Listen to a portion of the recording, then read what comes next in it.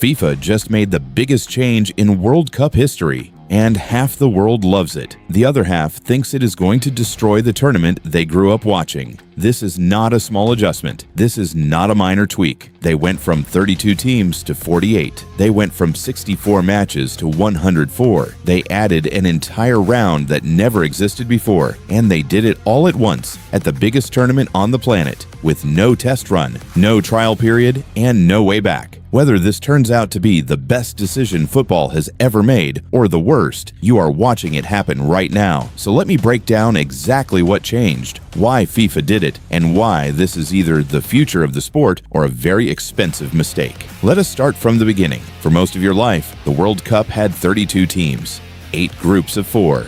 Top 2 from each group went through. 16 teams in the knockout stage. Simple, clean. A format that every football fan on earth understood within minutes. That format ran from 1998 all the way to 2022. That is 24 years of the same structure. It worked. It produced drama. It produced legends. It produced moments that people still talk about decades later. FIFA looked at all of that and said, we can make it bigger. In 2017, FIFA's president, Gianni Infantino, stood up and announced they were expanding the World Cup to 48 teams. The reaction was immediate. Germany's team manager said it felt like dilution. Spain's league president called it politics. A campaign group called it a money grab. Bertie Vogts, a man who won the World Cup, said, and I am paraphrasing slightly, that this was the path you take if you want to ruin something. Infantino said it was a football decision based on sporting merit. He also mentioned that the expansion would bring in an additional £500 million in revenue. Both things apparently can be true at the same time. Here's where it gets interesting. The original plan was even stranger than what we have now. FIFA's first idea was 16 groups of 3 teams, not 4, 3. Every team plays 2 matches. Top 2 go through. This sounds simple. It is not. The problem with 3-team groups is something called collusion. Imagine 2 teams in the same group playing their final match, knowing exactly what result they both need to go through together. 2 teams can engineer a draw that eliminates the third team who is not on the pitch. It has happened before. The most famous case was the 1982 World Cup, Germany versus Austria. Both teams needed a specific result to go through. They got it. The match became known as the Disgrace of Gijon. The crowd booed. People watched in disbelief. It was technically legal and completely unwatchable. FIFA's plan to have 16 groups of 3 was essentially asking for that to happen again, 20 times, simultaneously, across 3 countries, in front of 1 billion people. After significant backlash, FIFA came to their senses. They switched to 12 groups of 4, which is what you now have. 4 teams in each group. Everyone plays everyone else once. Top 2 go through automatically. That part is the same as always. What changed is what happens after. In the old 32-team World Cup, 16 teams reached the knockout stage, round of 16, then quarters, semis, final. Everyone understood it. In this new format, 32 teams reach the knockout stage, not 16, 32. 2 teams from each of the 12 groups, plus the 8 best third-place finishers from across all groups. That gives you 32 teams in the knockout round, a brand new round that football has never seen before, the round of 32. Let that sink in. You now need to win 4 knockout matches just to reach the semifinal. The path to the final is longer than ever, and there is something else. A team finishing 3rd in their group can still go through, which means, in theory, you can lose a match, finish 3rd, and still win the World Cup. It has never been possible before. It is now. In theory, this adds drama. Every point matters even more. Every result has ripple effects across other groups. The 8 best third-place teams advance, which means a team with 4 points from 3 games could still be alive, while another team with the same 4 points goes home. The maths becomes genuinely complicated. For fans who enjoy that kind of drama, this is brilliant. For fans who want clarity and simplicity, this is a nightmare. Now about those 104 matches. The old format had 64 matches. That was already a lot. You add 48 teams, and suddenly you need 72 matches just to get through the group stage alone. 72. That is more than the entire Qatar World Cup in one stage. Then you have the round of 32, 16 more matches. Then the round of 16, quarterfinals, semis, third place playoff, final. 104 matches across 39 days. That is roughly 2.5 to 3 matches per day, every single day, for over a month. This sounds like more football, and it is more football. The question is whether more football automatically means better football. That argument is far less settled. The concern is dead rubbers. A dead rubber is a match that means nothing. A match where one or both teams have already qualified or have already been eliminated, and the result is essentially irrelevant. In a 3-team group, dead rubbers were almost guaranteed. In a 4-team group with a third-place route to survival, the risk is lower, but it still exists. If a strong team wins their first 2 matches and qualifies early, that third group match becomes a rest game. Rotation, managers trying out fringe players, fans watching reserves compete in a World Cup group stage match. That is not what anyone paid $3,000 a ticket to see. FIFA's counter-argument is reasonable. They point out that even finishing third is not safe anymore. You need to compete for those 8 best third-place spots, which means even teams that have already qualified might need to keep winning to top their group to get a better draw in the knockout stage. In theory, incentives remain. In practice, a manager who has already qualified and faces a brutal knockout opponent in 48 hours might still rest 5 players in that final group game. You know the type.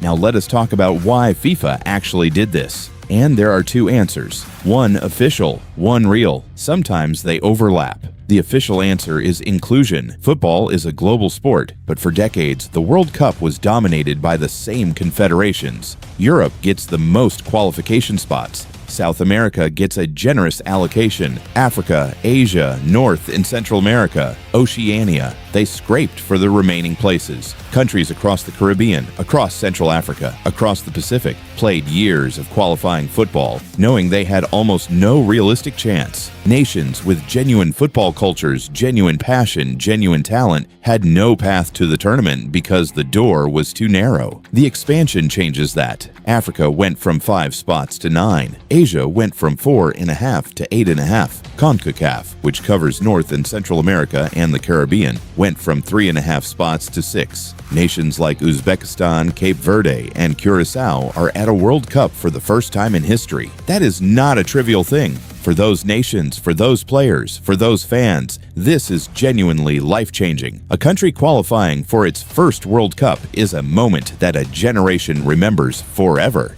The real answer, and FIFA themselves have never seriously denied this, is money. A 48-team tournament generates more broadcasting inventory. More matches means more hours of content to sell to television networks across the planet. More teams means more nations with a direct emotional stake in the tournament, which means bigger audiences in more countries, which means more advertising revenue, which means more rights fees, which means FIFA earns more money. The projection, their own projection, was an additional £500 million compared to the 32-team format. That is not a coincidence. That is the entire point. Critics called it a money grab and a power grab. FIFA called it inclusion and the 21st century. Both are correct. They are not mutually exclusive. FIFA can genuinely want to expand global football participation and also want to earn an extra £500 million. These 2 motivations live quite comfortably together. Here is where it gets even more interesting. Gianni Infantino is already talking about 64 teams in 2030. He made a joke about it in Mexico City, referencing Italy's absence from the tournament. Italy, a 4-time World Cup winner, failed to qualify for 2018, 2022, and now 2026. Infantino suggested that a 64-team World Cup might help nations that have recently struggled. Italy's sports minister asked for clarification. Infantino laughed. In theory, this was a joke. In practice, if a 48-team World Cup generates £500 million extra pounds, a 64-team World Cup generates even more. And Infantino has already proven that when he wants to expand, he expands. Now let us be fair to the format, because there are genuine positives. The group stage at Qatar 2022 with 32 teams was extraordinary. Japan beating Germany, Saudi Arabia beating Argentina, Morocco's entire tournament. The drama in those final group matches matches, where 3 or 4 results were happening simultaneously and everything was changing in real time,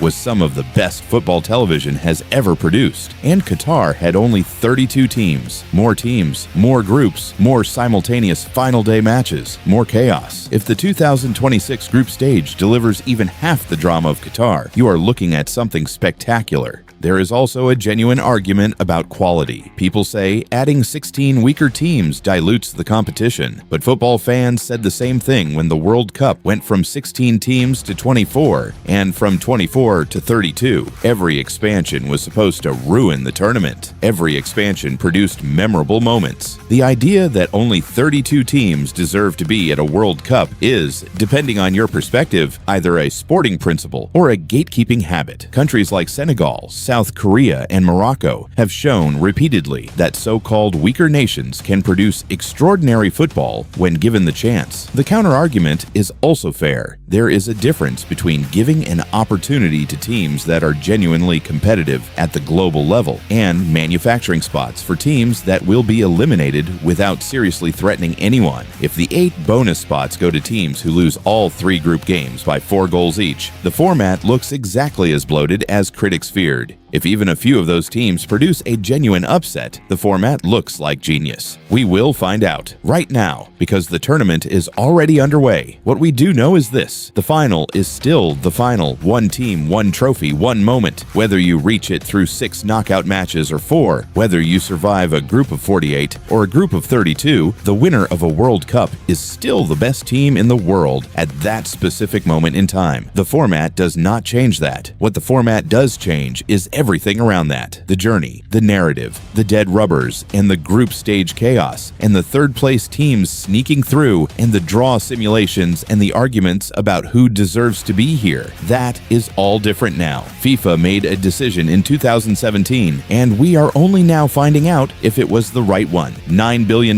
in projected revenue says they think it was. 104 matches and 39 days of football says the rest of us are about to find out for ourselves. The World Cup has always been the biggest sporting event on the planet. It is now also the longest. Whether that is progress or excess depends entirely on what happens between now and the 19th of July. But one thing is certain: nobody is talking about the format of the old World Cup right now. Everyone is talking about this one. Whether you love it or hate it, you are watching it. And that, if you think about it, was always the point. You are welcome.